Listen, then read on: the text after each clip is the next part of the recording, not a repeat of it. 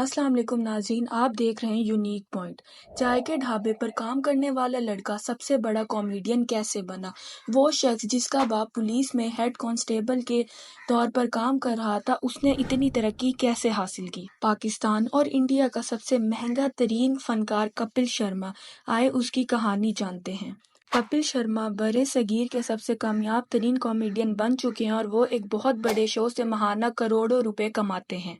आज उनकी दौलत का तखमीना तकरीबन 300 करोड़ रुपए लगाया जाता है। कपिल ने ये सारी मेहनत रातों रात हासिल नहीं की, जबकि उन्होंने इसके लिए बहुत जिद्दोजहद की, तब भी उनको इतनी तरक्की, बुलंदी और शान शौकत हासिल हुई। कपिल शर्मा लाहौर के करीब तरीन शहर अमृतसर में पैदा हुए। उनके वालिद पंजाब पुलिस में हेड कांस्टेबल के ओहदे पर फाइज थे।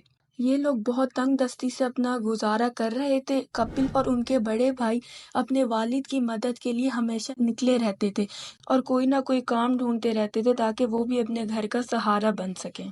कपिल शर्मा ने एक दफ़ा चाय के ढाबे पर बतौर वेटर भी बहुत लंबे अरसे तक काम किया ताकि वो अपने घर वालों को पाल सकें। 2004 में इनके वालिद को कैंसर डायग्नोस हुआ था, जिसके बाद इनकी वालिद की वफात हो गई थी।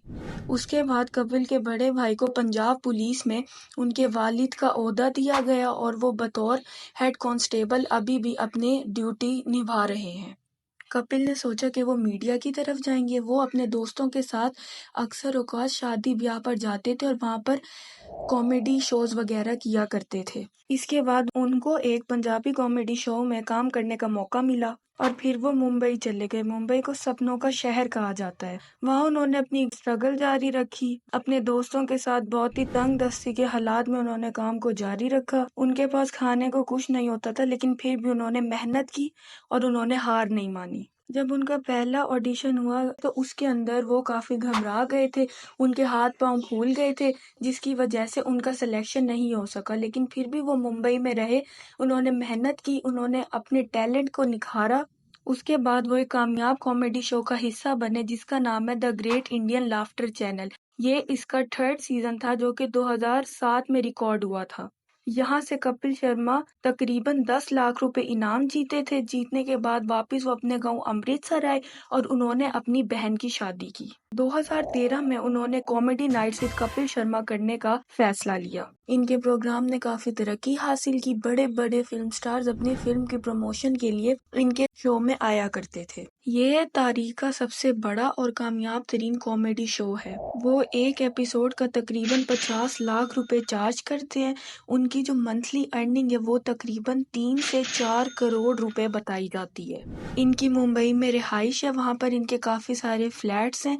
पंजाब में इनका एक फार्म हाउस है जिसकी मालिक 25 करोड़ से भी ज़्यादा बताई जाती है। ये सब कुछ इन्होंने अपनी मेहनत के बलबूते पर हासिल किया।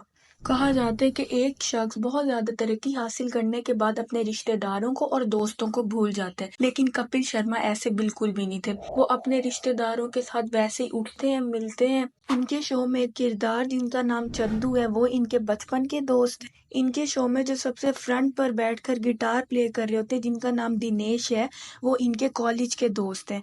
ये वही दोस्त हैं जिन्होंने इनको स्टेज पर मुतारिफ करवाया और दोस्ती का सिला आज कपिल शर्मा उनको इस तरह से दे रहे हैं।